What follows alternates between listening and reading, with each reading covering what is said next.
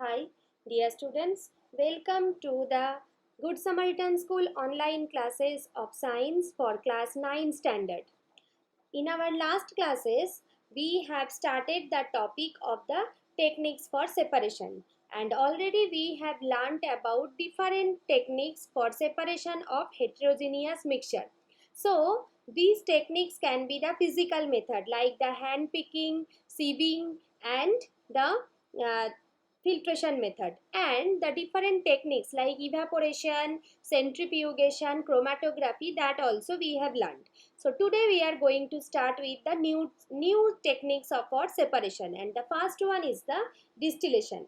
So what is the meaning of distillation? Actually, distillation is the process by which you can separate the solid liquid mixture or the liquid liquid mixture. Okay, so what is the meaning of solid liquid mixture? Maybe it can be the salt water mixture or salt solution, otherwise it can be the sugar solution also. So how can you separate the salt water mixture into salt and water? This is the process. Okay, what you have to do in the sugar solution or salt solution, you have to provide the heat, and then what will happen, the water will be evaporated. So when the water will be evaporated, it has to go through the Lebig's condenser. This is the part of Lebig's condenser. Okay, and when the water vapor will go through this part, then the water vapor will be converted into liquid water, and it will be settled down inside another beaker, and the salt will be, it will be present in this beaker. So water and salt, or otherwise water and sugar, will be separated by this way, and by this method you can separate the liquid liquid mixture also. But you have to remember the very important thing, that two miscible liquid that will be separated by this process, their boiling point should be different.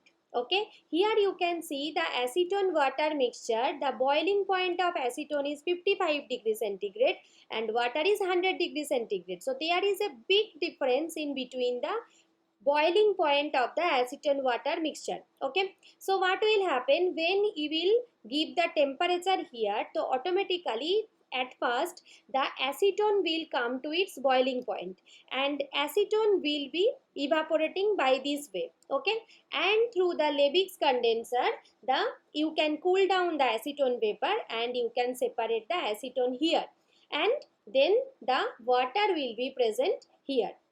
Okay, so by this way you can separate the miscible liquid liquid mixture also. Now in the next step, that is called the fractional distillation. What is the meaning of fractional distillation and why should you use that method? In the distillation process you can separate the liquid liquid mixture, but there you have seen that the boiling point of both of the liquid should be different. But here you can see that the boiling point of two liquids, that is very nearby. One is 55 degree of acetone and for benzene it is 80 degree centigrade. So when you will give the heat, then what will happen? Acetone will be start evaporating, and within very little amount of time benzene will also start evaporating. So how can you separate these two liquids? With the help of the fractional distillation process. Okay, this is the process of separation of two miscible liquids by the process of distillation, making use of their difference in boiling point. So how can you do that? With the help of the fractional column. Okay, with the help of the fractional column. So what will happen here, when the acetone will be evaporated and it will go through the fractional column, very quickly it will be separated inside another beaker, and very quickly you can change, means you can separate the benzene and acetone with the help of the fractional distillation process.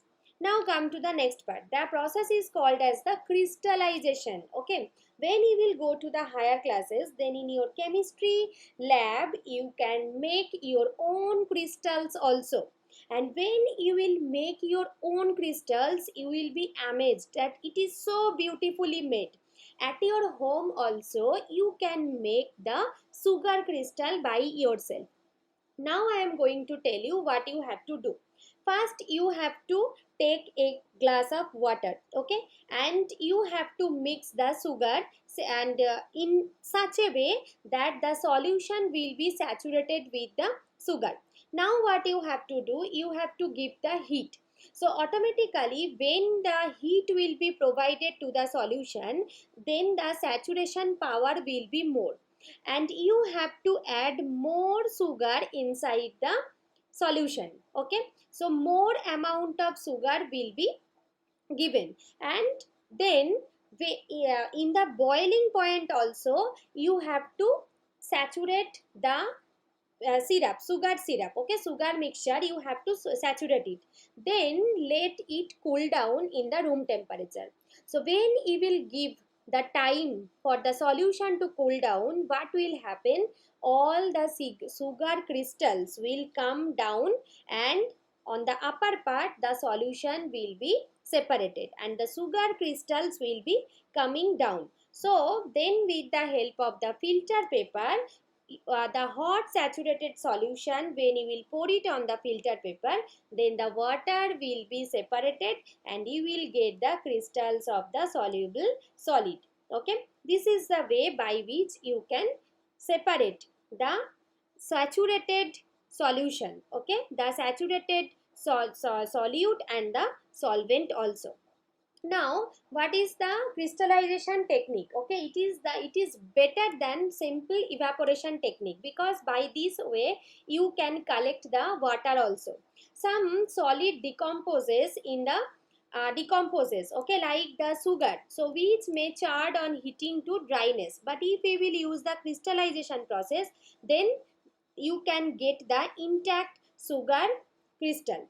And some impurities may also remain and which will dissolve in the solution even after the filtration process. So on evaporation these contaminate the solid, but in the process of crystallization there you will get the pure crystal of the sugar.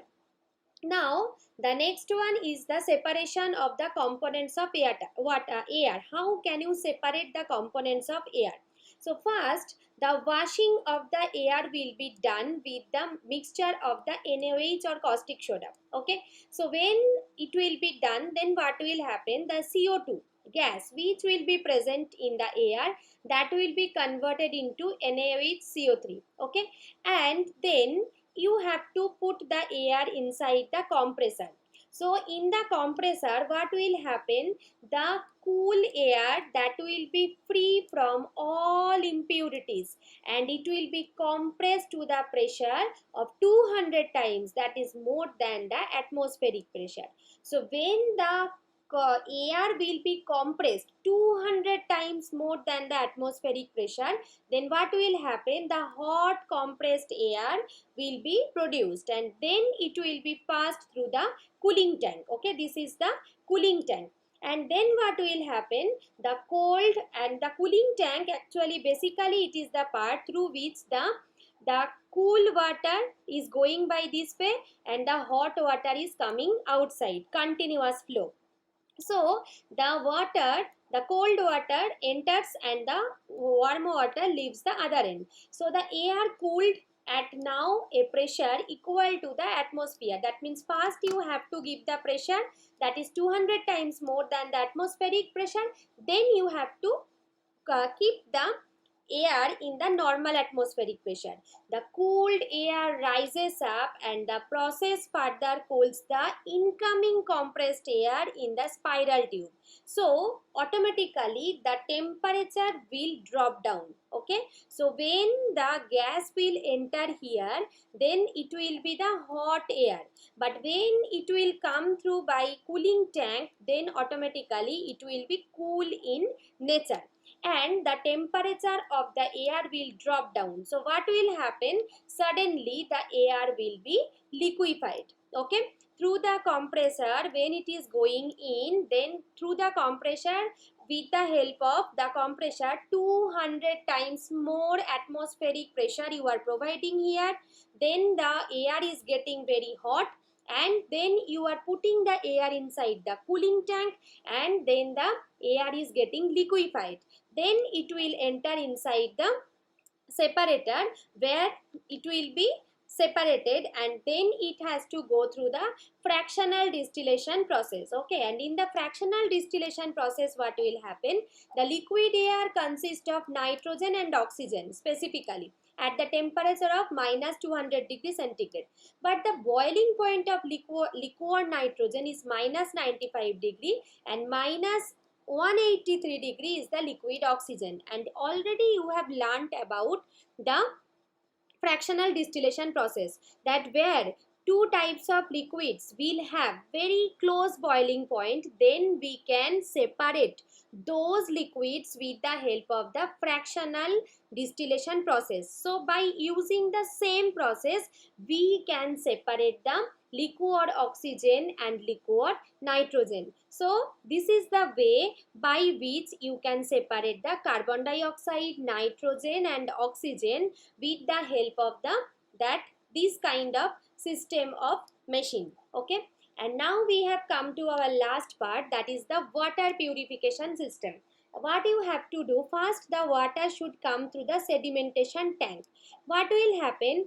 All the impurities present in the water will be sedimented here, and the water, quite purified water, will go to this tank. Okay, and what will happen here? There the filtration process will be done, and the semi clear water will be allowed to pass through the bed of sands, then gravels, and through which it will come to the sterilizer process. Okay, and here what will happen? All the microorganisms present in the water will be killed. So all the impurities have been cleared here, and the microorganism is killed here. So here the water that you will get, that will be called as the pure water, and this is the method of the purification of the water. Now the last part, then very but not the least one, this is the process of separation of gases. Okay, how can you separate the gases? Actually, the gases with low molecular weight will diffuse very faster than the high molecular weight. This is the property by which you can separate the gases. Like among the HCl and NH3, the ammonia will diffuse faster. Why? Because the ammonia has low molecular weight than the HCl. So this is up to your chapter. Your chapter 2 has been over, and in our next classes we will discuss about the exercise questions and all the other questions from the topic. Okay, thank you very much. You all keep learning the topic, that is very important.